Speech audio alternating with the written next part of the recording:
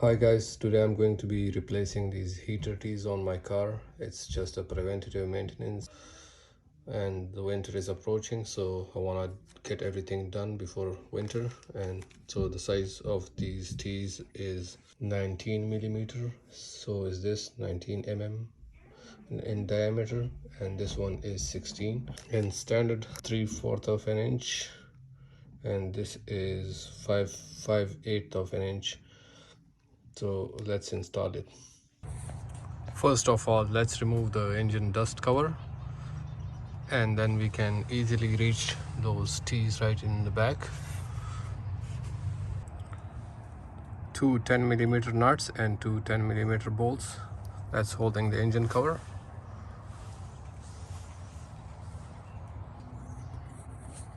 As you guys can see, one of the T failed over here, and I believe it was this one, or no, maybe this one. And you can see all the coolant is squirted on the firewall and up here, and you don't want that happen to your engine, otherwise it's going to damage your engine. So it's better to do it ahead of time before it fails. The genuine parts are good, but it's made of plastic, that's why I'm replacing it with those metal tees.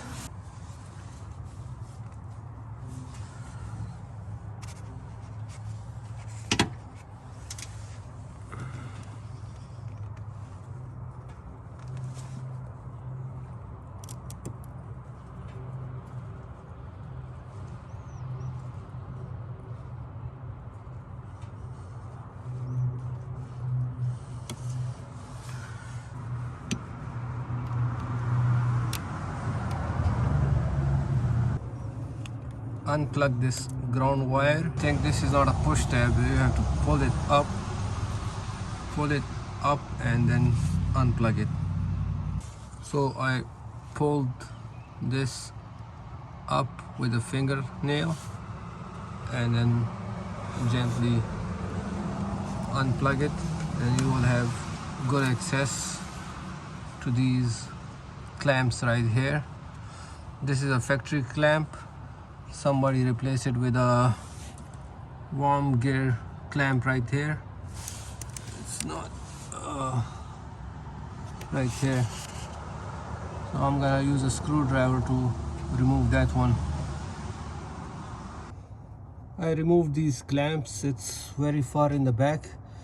There's no way to reach it unless you are sitting in the engine bay or using a step stool. So I used a combination of needle nose pliers, these two, and now all I'm gonna do is to unplug those hoses and install the new one. Alright guys, so I just unplugged two of the hoses. It took me forever. This garbage also broke. This was for pulling the hose. The easiest way to do it is there's this bracket right here. If you remove this bracket, it's held by a 10mm bolt. Just remove this bracket and then pull it with a plier, but be careful not to puncture the hose. So once you remove this one, then this one gets very easy to remove. Only thing I need to remove is the bottom one. So the bottom one is just rotated, it's kind of glued to it because it goes through heat cycles. So, and this is rubber, so you have to let it twist and then let it get loose and then pull it out. Before you put in a new heater tee, spray some silicone or silicone grease on the outer diameter, lubricate it, and then put it in the hose and use factory clamp or whatever clamp you have. One is replaced, it's a perfect fit. I would suggest to get a T that is 19mm on all three sides. Don't get a one that is 16 on the bottom. It will save you money, and it's also easy to find. It will cost you a lot less. So now I'm gonna replace this one. This one was very hard. It really kicked my butt, but hopefully this one don't. And I just found that there's made in China written on this. I wonder if it was aftermarket or I don't know, from Toyota. Okay guys, I removed this one also. It wasn't too hard, but these clamps were upside down, so I had to twist it upwards to remove them. And this one was not too hard. It wasn't glued to that hose. I mean, the hose wasn't glued to that T. And check this, it was about to fail, so I'm glad I'm replacing it with a metal one. And once we replace these, then we are going to burp the system, make sure there is no air in the radiator, otherwise it's gonna damage your car's engine. So this one was replaced by a previous owner, and this is genuine. That's why this one says made in China on it somewhere. I saw it right here, China. And this is genuine.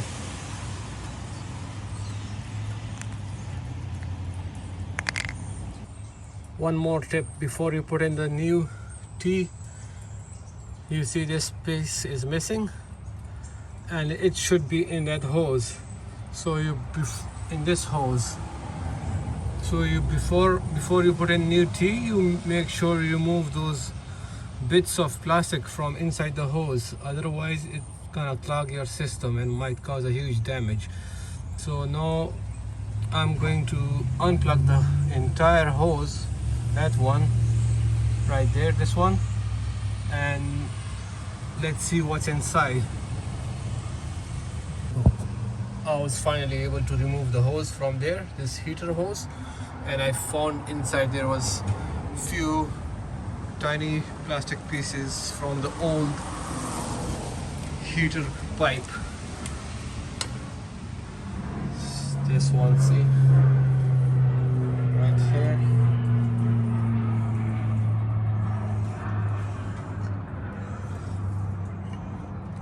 So these edges of this pipe, this T pipe, was stuck in this hose. So better watch out if you are going to replace yours. If it's intact like this one, then don't need to look for tiny pieces of plastic. But if it's broken, then make sure you clean this. Okay, I replaced both of the T's. Once you replace the T's, make sure you put this bracket back on and plug this ground wire back, and don't put the dust cover on the engine. And let's start the car. Burp the radiator, make sure there is no air in it, and look for leaks.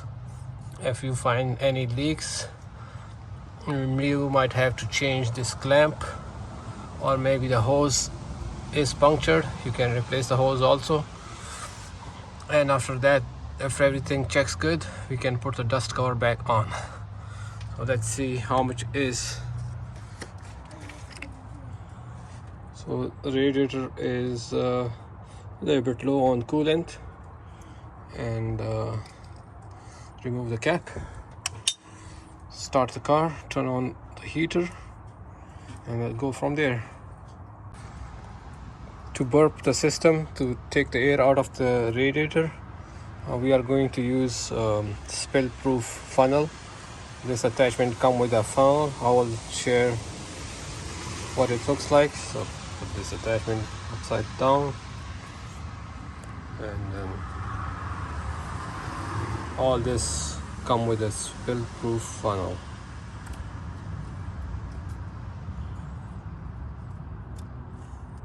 And this is the funnel.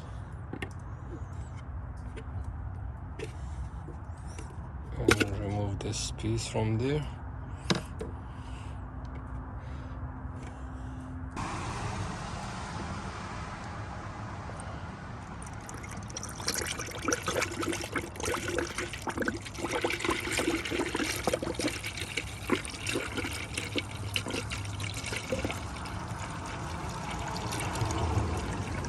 don't worry, if you fill it up all the way to the top, you can still save this coolant and put it back in its original bottle. That's the beauty of this funnel.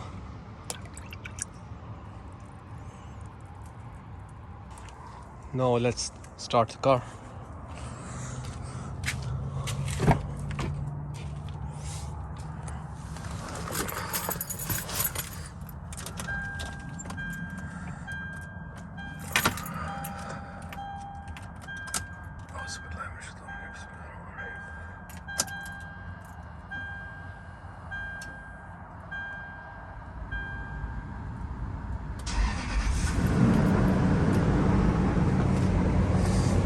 Turn on the heater on all the way to high.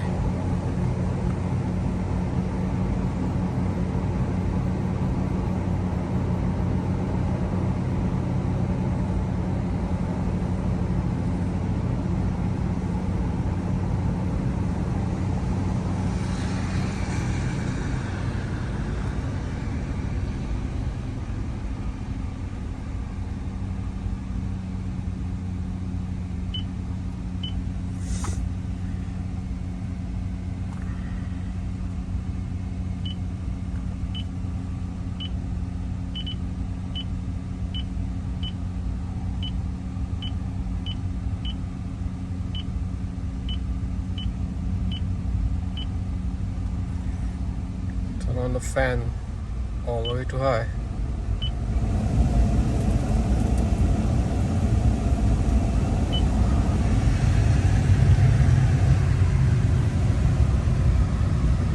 Let's wait for the car to warm up.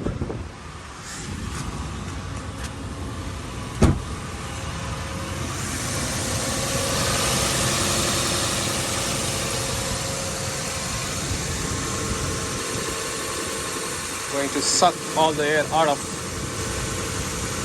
radiator, and only coolant is gonna go inside. Ensure there is no leaks.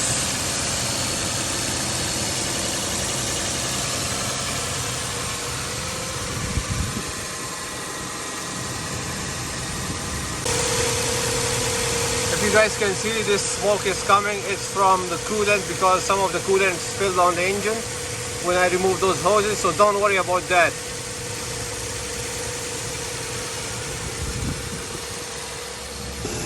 This is a spill-proof funnel kit. It comes with all the attachments shown in this picture. You can buy it online, maybe on eBay, Amazon, or whatever gives you a better deal. It's made by many different companies, so whatever is your preference. Look for the bubbles. You guys see those bubbles?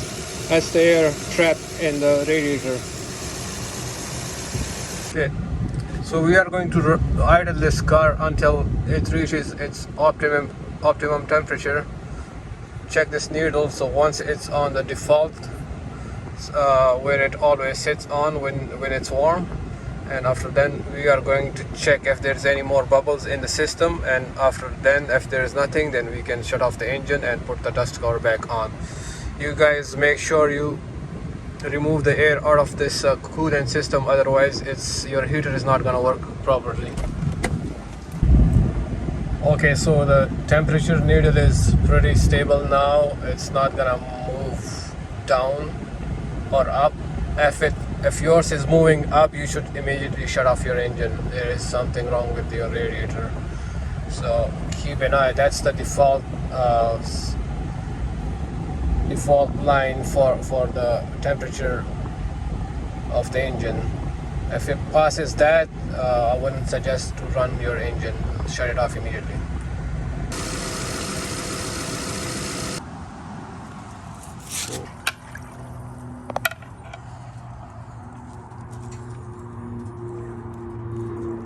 Okay, so the engine temperature needle is pretty steady. Everything is good. I hope you guys enjoyed the video. See you in the next one. Bye.